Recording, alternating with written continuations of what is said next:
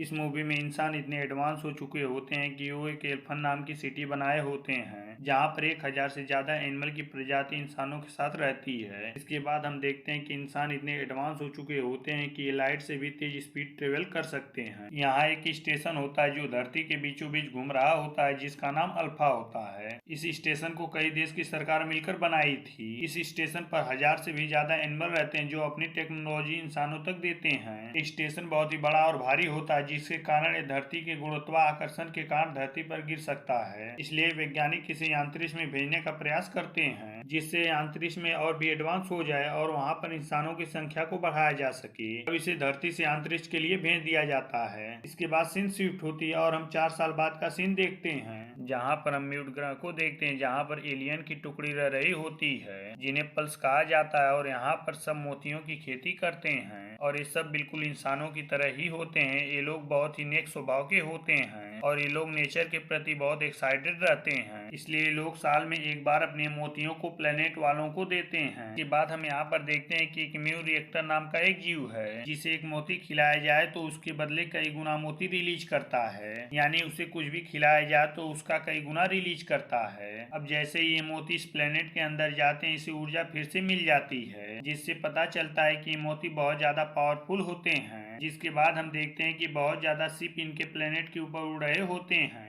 जिसके बाद इनके प्लेनेट पर तबाही होने लगती है। कुछ ही समय में एक शिप क्रैश होता है। तब ये लोग उसमें देखने जाते हैं कि आखिर ये क्या है। जैसे ही उस शिप में घुसते हैं उसका दरवाजा अचानक से बंद हो जाता है। तभी हम देखते हैं कि इनकी राजकुमारी बाहर ही रह जाती है। इसके बाद एक बड़ा सा जहाज इनके प्लेनेट पर गिरता है और उसे तबाह करने लगता है, लेकिन मरने से पहले राजकुमारी अपने आप को एक ऊर्जा में संचालित कर लेती हैं और उसे वहीं पर छोड़ देती हैं क्योंकि ये ऊर्जा जिसे भी अपनाएगी उसे म्यून ग्रह के बारे में पता चल जाएगा किस तरह म्यून ग्रह तबाह हो गया। उसके बाद हम बेलोरियम और उसके गर्लफ्रेंड को देखते हैं और ये दोनों अल्फा के मुख्य एजेंट होते हैं और एक शिप पर होते हैं और तभी बेलोरियम को म्यूट ग्रह के बारे में सपना आता है और उसकी नींद अचानक से खुल जाती है। इसके बाद बेलोरियम एक डिवाइस से उस सपने को स्कैन करने की कोशिश करता है। तब उसे पता चलता है कि यह एक सपना नहीं बल्कि एक मैजिक है जिसे किसी ने भेजा था, लेकिन बेलोरियम इस पे ज्यादा ध्यान नहीं देता। तभी हम देखते हैं कि अल्फा नाम का एक मैनेजर उन्हें एक मिशन पर जाने को कहता है जिसमें उन्हें म्यू रिएक्टर नाम के एक जीव को वापस लाना रहता है क्योंकि उसे एक आइगोन नाम का एक एलियन चोर चुरा लिया था क्योंकि ये म्यूल पूरे अंतरिक्ष में एक अकेला ही बचा था। इसके बाद ये दोनों अंतरिक्ष पर चले जाते हैं जहाँ रेत के अलावा कुछ और दिखाई नहीं दे रहा था क्योंकि इस शहर का घर और रोड अदृश्य होते हैं। इसे देखने के लिए एक खास चश्मा पहनना होता है। इसके बाद हम एक आदमी को देखते हैं जो इन्हें एक बॉक्स देता है जिसमें एक डिवाइस होती है जिसकी मदद से ये दोनों उस अदृश्य शहर को देख सकते हैं। इस डिवाइस से ये दोनों अब इस शहर में पहुंच जाते हैं। यहीं पर यह मूवी एंड होती है।